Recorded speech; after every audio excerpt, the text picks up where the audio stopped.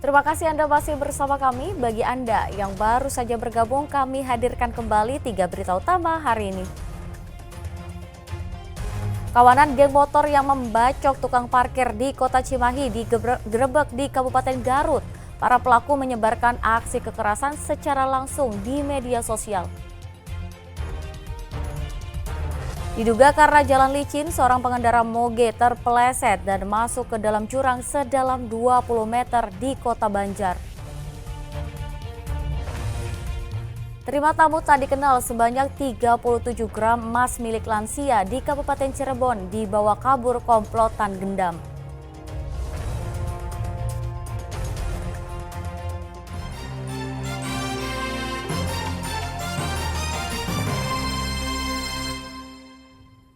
Ya, waspadalah saat menerima tamu tak dikenal. Sebanyak 37 gram emas milik seorang lansia di Kabupaten Cirebon dibawa kabur komplotan gendam.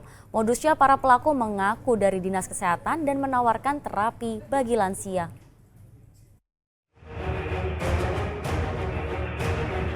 Empat pelaku hipnotis ini menyasar rumah warga di Desa Playangan, Kecamatan Gebang, Kabupaten Cirebon, Selasa lalu.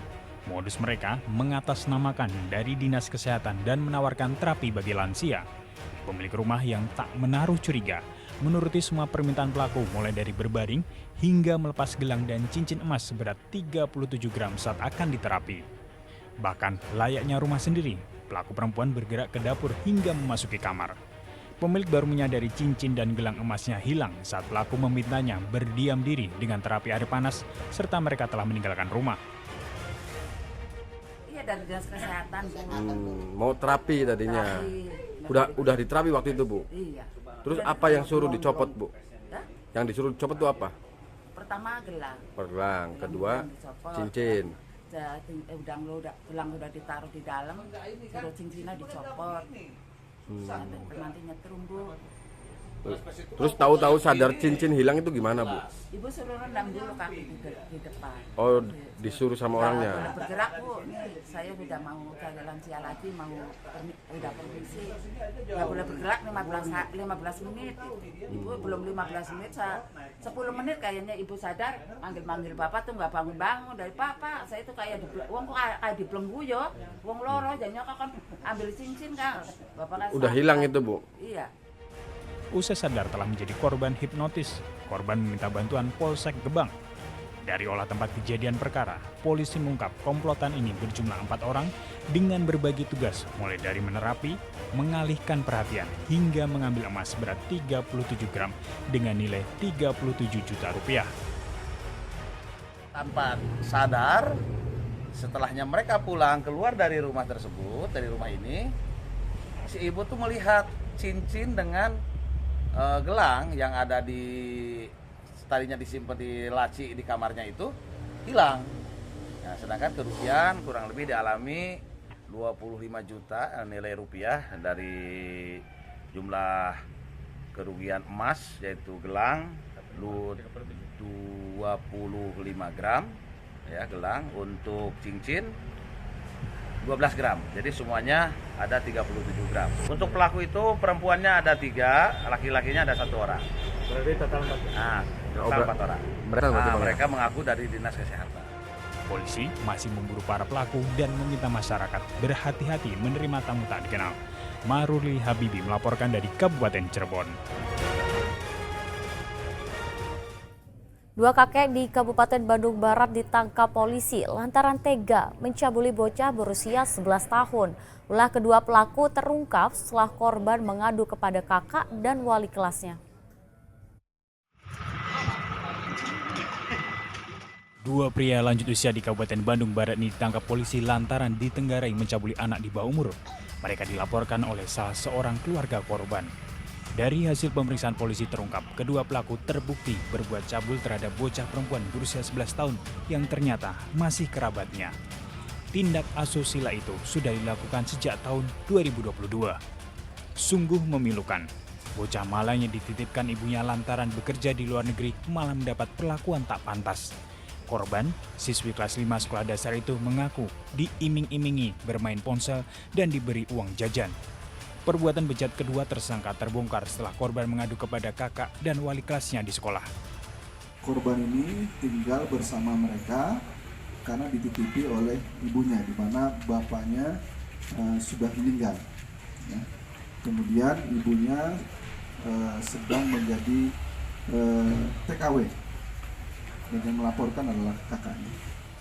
Kedua tersangka dijerat pasal berlapis tentang pencabulan dan Undang-Undang Perlindungan Anak dengan ancaman 15 tahun penjara. Muhammad Abbas melaporkan dari Kota Cimahi. Ya, seorang pria yang diduga melakukan pungutan liar kepada para pedagang di Pasar Merdeka, Kota Bogor, ditangkap polisi. Demi melancarkan kejahatannya, pria tersebut kerap membawa senjata tajam untuk menakut-nakuti para pedagang.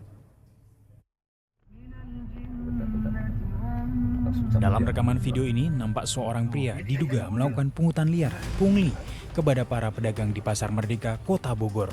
Diperkirakan ada sekitar 100 pedagang yang menyetorkan uang kepada pria tersebut dengan kisaran Rp5.000 sampai Rp10.000.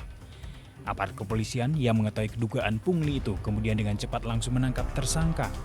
Dari hasil pemeriksaan sementara, tersangka yang juga positif narkoba kerap membawa senjata tajam untuk menakut-nakuti para pedagang. Dari pungli tersebut, tersangka dapat meraup keuntungan hingga puluhan juta rupiah. Bahkan pungutan liar itu telah dilakukan tersangka sejak tahun 2020. Jadi si tersangka ini beroperasi di malam hari, sekitar pasca subuh hingga pagi hari. Yang dimintai itu 100 pedagang, ya, yang ada 100 lapak di sana. Ya, untuk uang lampu itu Rp5.000 dan uang keamanan itu Rp10.000. Dan uang ini larinya ke Jupri saja, ya, tidak ke yang lain. Selain menangkap tersangka, polisi juga turut menyita senjata tajam jenis golok dan selongsong peluru sebagai barang bukti. Tersangka kini dijerat Undang-Undang Darurat dengan ancaman hukuman maksimal 10 tahun penjara. Iwan Kurniawan melaporkan dari Kota Bogor. Bukannya melaut mencarikan seorang nelayan di Kabupaten Cianjur, malah mengedarkan narkoba jenis sabu-sabu. Lagi-lagi hasil menjual narkoba ia gunakan untuk bermain judi online. Sabu-sabu seberat 100 gram lebih dan timbangan digital disita polisi.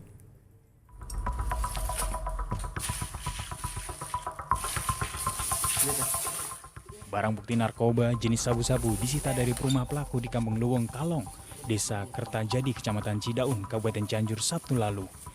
Penggeledahan dilakukan setelah tersangka Uji, 31 tahun, seorang nelayan yang ditangkap jajaran Satres Narkoba Polres Cianjur di sebuah gubuk nelayan di wilayah Pantai Ciwedik, Kecamatan Cidaun. Dari hasil pemeriksaan, tersangka mengaku disuruh oleh seseorang mengedarkan barang haram tersebut. Dari setiap transaksi, tersangka mendapatkan keuntungan Rp100.000 yang digunakan untuk kebutuhan sehari-hari dan bermain judi online. Polisi menyita 100 gram lebih narkoba jenis sabu-sabu serta timbangan digital. Siapa pemasok sabu-sabu masih diburu polisi. Untuk BB-nya tersendiri diamankan di rumah yang bersangkutan di alamat Kampung Luwung Kalong, RT 02 RW 07, Desa Kertajadi, Kecamatan Cidaun. Berarti kesehariannya itu ada nelayan? Kesehariannya nelayan. Barang bukti yang diamankan? Untuk BB yang diamankan, 1 paket besar, 1 paket sedang, 7 paket kecil, dengan total kurang lebih 101,85 gram. Tersangka tak bisa kembali melaut karena terancam hukuman minimal 15 tahun penjara hingga seumur hidup. Rendra Gozali melaporkan dari Kabupaten Cianjur. Badan Pengawas Obat dan Makanan BPOM bersama penyidik penegak hukum lainnya menyita ratusan ribu obat ilegal di Kota Bandung dan Cimahi. BPOM melakukan operasi penindakan terhadap agen-agen obat tradisional ilegal di 4 tempat yang dijadikan sebagai tempat pengadaan, penyimpanan, peredaran, dan penjualan produk obat tradisional ilegal. Beberapa produk yang ditemukan merupakan produk yang telah masuk dalam public warning BPOM. Produk tersebut diedarkan ke toko jamu seduh di wilayah Jawa Barat, antara lain Bandung, Cimahi, Purwakarta, Depok, dan Subang.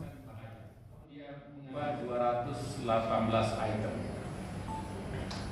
atau jumlah doxnya itu 217.475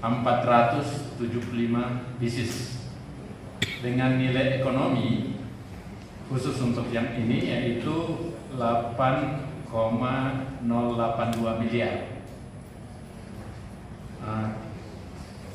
Kita harus paham juga bahwa selain di tempat itu juga ada bahan lain yang kita dapatkan, yaitu sekitar totalnya 9,3 miliar. Karena ada yang mengandung produk yang kita sebut dengan sildenafil citrat. Sildenafil citrat ini, Bapak Ibu, kalau diumumkan namanya mengandung Viagra, yaitu kandungan sildenafil citrat. Kemudian mengandung juga obat lain, phenylbutazon. Kemudian mengandung metapiron. Ya, informasi tadi mengakhiri jumpa kita. Atas nama rekan yang bertugas, saya Teatrika Putri mengucapkan terima kasih atas kebersamaan Anda. Selamat beraktivitas dan sampai jumpa.